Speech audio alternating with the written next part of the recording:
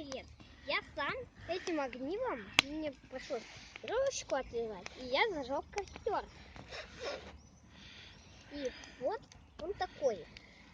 Покажи, как ты чиркал огнивом. Вот так. Опять, наверное, не той этой стороны. стороной.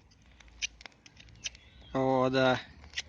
О, Данил, слепишь камеру, а то не... О, почиркал, молодец. А скажи, сразу ли получилось у тебя? Не сразу получилось это. Долго мучился? Да, помучился. А что использовал, чтобы костер зажечь? Дрова ведь сразу от искры не загорятся? Еще кора нужно было. Кора. Какая кора? Кора от березы. От березы, да? Толстая или тонкая?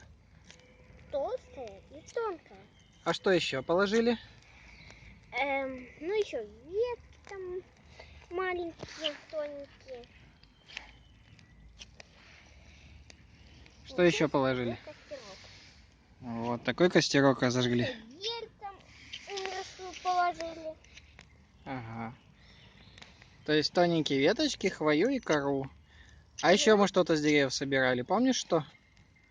Что? Ножом отколупывали от елок.